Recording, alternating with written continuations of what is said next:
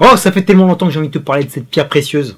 Oh, messieurs, bonjour, j'espère que vous avez la pêche et que la vie vous traite bien. Aujourd'hui, rentrons dans l'octogone pour nous taper avec Warrior. Alors yes, pierre précieuse, diamant brut, ce que tu veux.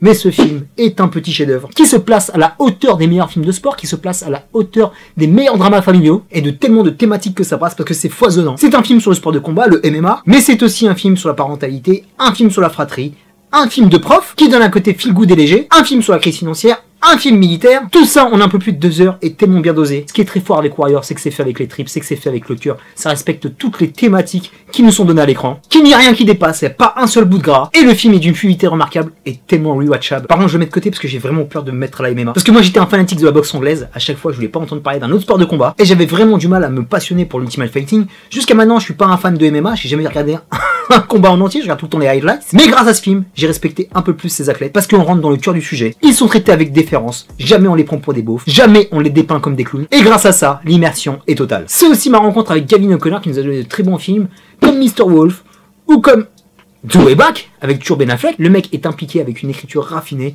et aussi à la réalisation. J'ai beaucoup aimé le côté prolétaire qu'il y a dans l'image. Ce n'est pas par hasard que le film est shooté à Pittsburgh, c'est la ville des working class et ça donne beaucoup de réalisme social. Et bien qu'il y ait beaucoup d'implications, tu sens que c'est limite un film indépendant parce qu'il n'y a pas de gros stars à l'écran. Tom Hardy n'était pas le Tom Hardy de maintenant. Joel Edgerton, bien qu'il est très bon, c'est un mec qui vient du cinéma australien. À l'époque, personne ne le connaissait. Et Nick Nolte qui revenait du Diable Vauvert. On va être pris émotionnellement par cette famille dysfonctionnelle. Ils ont tous coupé contact depuis un certain nombre d'années. Brendan qui est professeur, qui est pris dans un étau parce qu'il tente de garder sa maison en faisant des petits combats amateurs de 5ème zone pour apporter un peu de fric. Et c'est là que ce personnage est vraiment cool parce que c'est un super papa, c'est aussi un excellent prof. Il y a un vrai lien qui va se créer avec ses élèves parce qu'ils vont voir que ce n'est pas qu'un prof de maths. Et idem par rapport au directeur de l'établissement. Je t'en dis pas plus. Et tu vois que ce tournoi organisé à Atlantic City est sa dernière chance. Comme Tommy qui est très taiseux, qui est mystérieux, qui est archi déterminé, avec une entrée en matière fracassante dans sa nouvelle salle d'entraînement.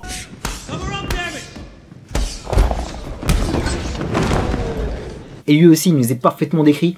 Parce qu'on ne connaît pas ses motivations, on les connaîtra vraiment qu'à la fin. Parce que le mec est un peu imbuvable, on prend parti pour Brendan, c'est logique, mais lui aussi va prendre notre cœur, qu'on va connaître ses motivations personnelles par rapport à ce tournoi. Et même si c'est évoqué brièvement, ça parle des militaires qui ont déserté. L'Amérique et son passif avec les soldats qui sont passifs de combat martial, et on comprend pourquoi elle se comporte comme un fugitif. Et celui qui remporte la timbale, la prestation de Nick Nolte, ton papa, qui a pas fait les bonnes choses par rapport à ses deux fils, qui essaye de recoller les morceaux, qui essaye de nettoyer le passé, qui porte encore ses cicatrices d'ancien alcoolique, m'a déchiré de toutes parts, sous cette fameuse scène qu'il a avec Tom Hardy, que ce soit dans les années 80, dans les années 90, qu'est-ce qu'il est fort ce Nick Nolte. Le MMA, grâce à Warrior, j'appréhende beaucoup mieux ce sport, parce qu'il y a deux choses qui m'ont marqué par rapport à l'entraînement, par rapport aux deux trainings qui sont en parallèle. T'as l'entraînement collectif de Brendan et t'as l'entraînement individuel de Tommy, et tu vois que les deux sont très bons, très complémentaires, parce que tu as besoin de ta team, tu as besoin de sparring pour t'entraîner, tu as besoin du coach qui va te repousser dans tes retranchements, et là...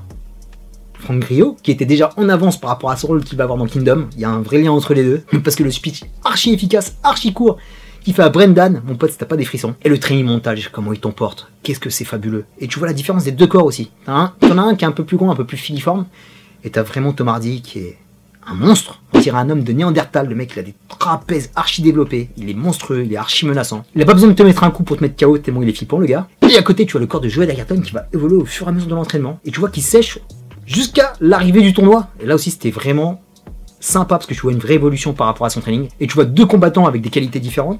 T'en as un, c'est un bulldozer, rentre dedans avec un punch de malade. Et tu en as un autre pour moi, surtout avec ce genre de gabarit, qui est l'arme fatale des combattants de MMA, les prises au sol. Parce qu'avec ce genre de mec comme Khabib par exemple, tu as un genou à terre, le combat est terminé. Et tu vois que ça a été très documenté, bien étudié, parce qu'il y a des véritables combattants de MMA qui sont dans le film. Je te conseille aussi de voir le making of, qui est un film dans le film, qui s'appelle Rédemption.